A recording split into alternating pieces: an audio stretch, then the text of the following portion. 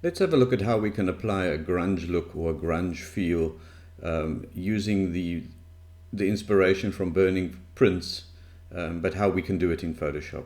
And I think just as we start, I've said it already in the class, but Photoshop is a great tool, but it will take a lot of effort to try to get something that looks even remotely close to what you would get doing the real thing. So I think if anything, what I'm going to show you now could be used quite nicely to be able to take what you've already burnt and put it into Photoshop and just finalize it by using some of these little techniques I'm going to show you now. So what I've got in front of me is 3 pictures, and I'll take you through each one individually.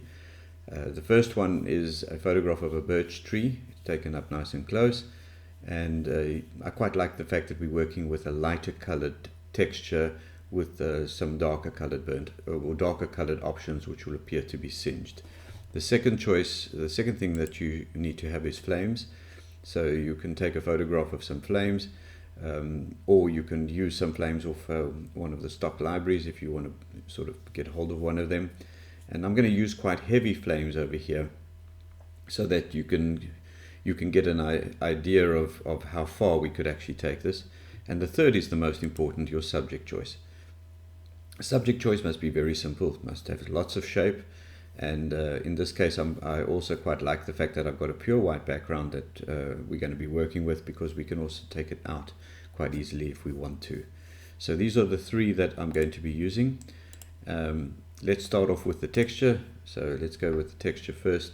Just a couple of little things that once you photograph the tree, you may find that some of the darker areas or lighter areas don't fall in the correct places. So a couple of little tricks that you can use to fix this up. The one trick that you can use is using the patch tool. So the patch tool is this tool over here. Let's just quickly show it to you. So there's the patch tool. I'm going to click on that. Make sure up at the top that your source is chosen, that you've chosen source. I'm also just using a normal patch.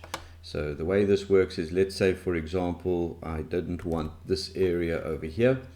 Well, I could go over to the patch tool and I could draw around that area, and I can then place the mouse inside it, click and go and drag and go and look for an area with the sort of texture that I do want. I can let go and it sort of clones it in as best as possible. So, and remember with this that because it's so grungy, if there's little edges and stuff like this, you're not really going to see it, but you can go with a patch tool and you can go and clean up if you feel that strongly about it. The other nice way of working, because the patch doesn't work all the time, the other nice way of working, and I'm just going to go Control Z on this and I'm going to put it back to where it was. So let's say you wanted more grunge in an area. So the other way you could work is using the lasso tool. So the lasso tool is this tool up at the top left corner. So you can use that. Make sure your feathering is nice and heavy. So I'm going to work with 10 pixels, which is going to make the selection a lot softer.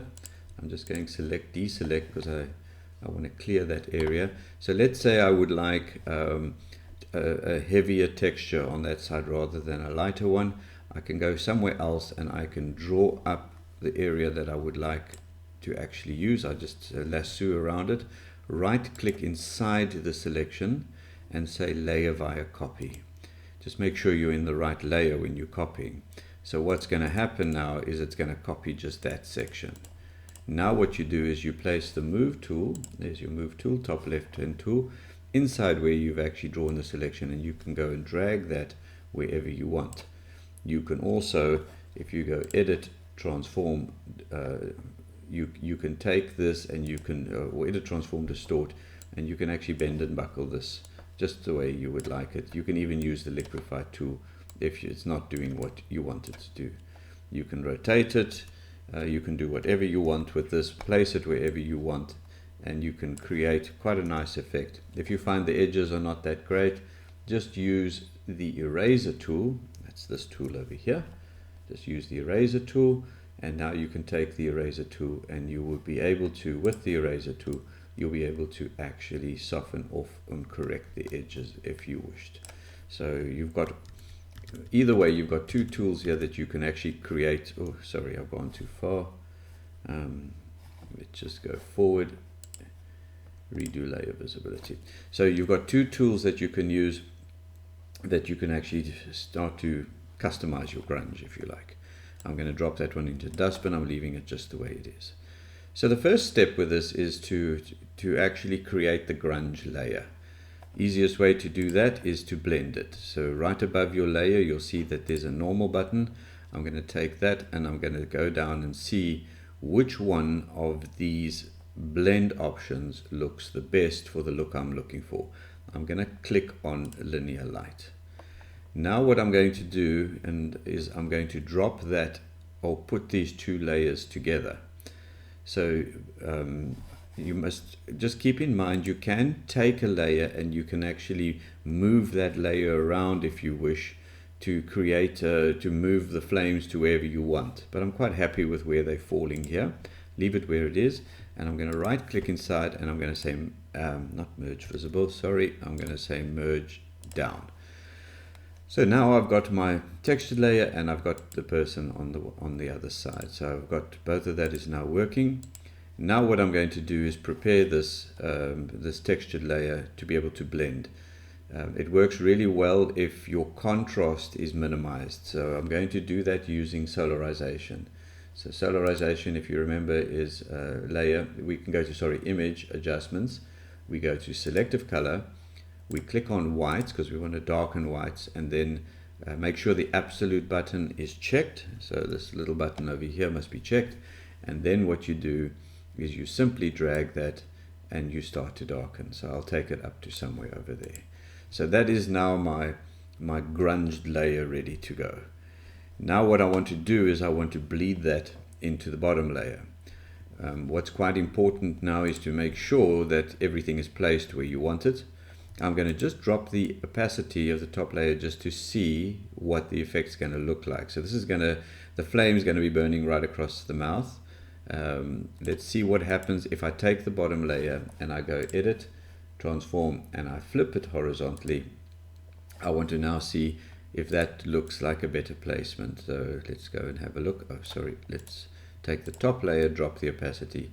Yeah, that for me is better. So it almost looks like the fire is coming up through the mouth, out the lips, and out we go. So I think that looks better. So I'm going to use that one. So now what has to happen is, again, you have to pick your blend mode.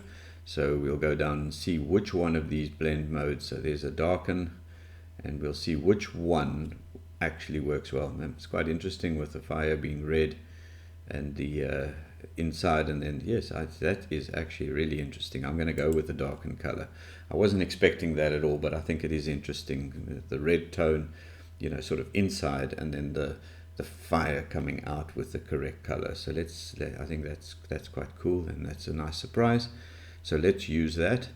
And I think it just needs one more element. So something that we could do here is we could take the bottom layer. I'm going to right click and I'm going to duplicate it. So I'm going to make a second copy of it, and I'm going to pull the copy up to the top.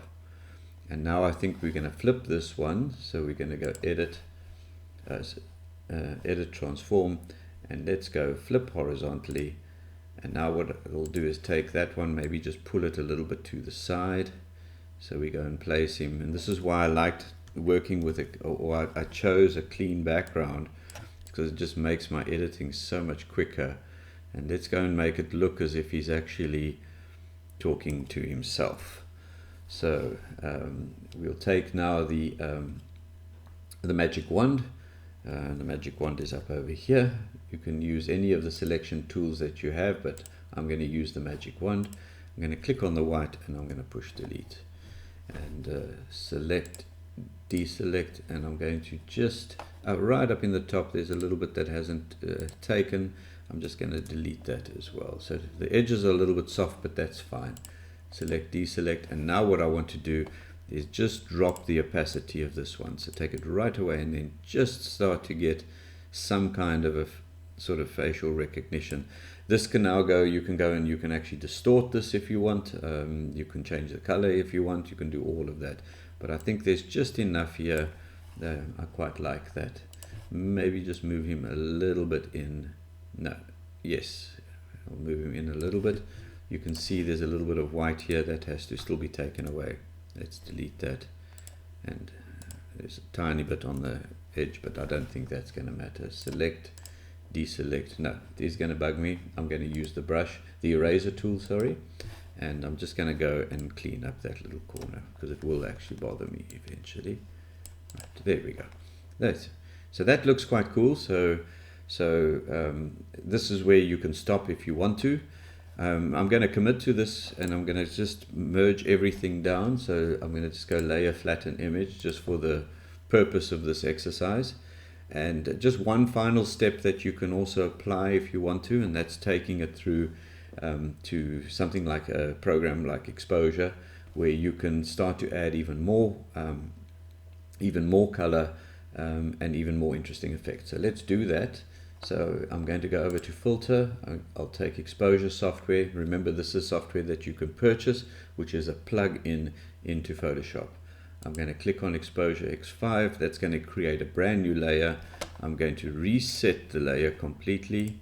And I'm going to go and pick, let's say, a Polaroid color, like you see over here. That actually takes it a little bit off correct.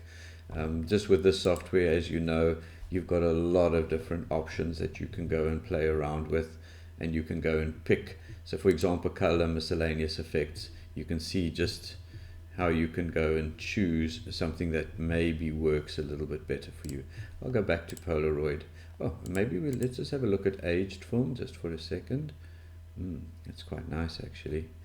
Let's go. Yes, I actually quite like this color, this warm skin tone color film effect. I'm going to click on that, and then you can also add in extra lighting effects if you wish. So I'm going to click on the light effect, and what I will do is I will choose, let's just choose side light, and let's go and see if one of these, I think that actually works really nice, just choosing a little bit of extra side light just to give a little bit of warmth over there. And you can also choose texture, for example, and you can go and choose scratch marks and dust marks. Let's go for scratches. I don't know if this is actually going to show up nicely. It's very light. No, I don't like that. All right, there's a little bit of a scratch there that shows up. That's quite nice. I'll take that one. And now what you can do is you can apply that as a layer. There we go. Right, so, and yeah, the whole thing is actually starting to work quite nicely. So one last thing, just let's just commit to this and flatten the layer. So I'll just go Command E and just put the two together. The last thing is that you can add singes as well. Now this sometimes works, but I'll show it to you, and you can decide for yourself. But you can use the brush tool. And I'm going to create a brand new layer for this. So there we go. We want to clear a layer on top. You can take the brush tool, which is this tool over here, right there, and click on that. Now what you can do is you can go and you can click right up top here. You can click on your brushes, and then you can go over and you can choose a brush. Now you're going to choose, I recommend one of these little brushes, which is just made up of little dots. I've got a specific one that I've got, which I purchased online, and I had it, and I've plugged these into Photoshop because I quite like the effects of these, and I'm going to use this splatter brush. You can go and Google Kyle's splatter brushes, and you'll find it, and then you can then have it installed into Photoshop if you wish. But let's click on that, and I'm going to keep the brush size quite small, so you can increase or decrease the brush size by using the square brackets on the keyboard. I will just go nice and small. Now you must go over to your color, which is out over here. Go and pick the color you want. Click on the top one, so you're choosing the color, and let's go and choose a little bit of a sort of an orange that we normally get when it singes. And now remember, I'm on another layer, so now you can start to add a bit of singeing in. So if you felt that you would like almost that singeing effect that we get, you know, this is how you would do it. On top of that, I'm going to put in a little bit of white, because there's always a little bit of ash somewhere, and I'll add a little bit of white to it. And I recommend just a more charcoaly sort of look somewhere along it as well, so add some black into it too. And so you can create that sort of singed look. You can also, what's quite nice is you can also blend this back in, or you can even drop the opacity to, if you wanted it to be a little bit less obvious. But your blend tools will all work with this extra layer, and you can also choose if any of them actually work. For me it doesn't, so I don't think we need it, so I'm going to delete it. So there you are. So like I said, it's nothing like the original. It does create an interesting effect, I know, and it can be used quite nicely to complement what you've already burnt, or to take what you've already burnt a little bit further. Yeah, I hope you enjoy the technique.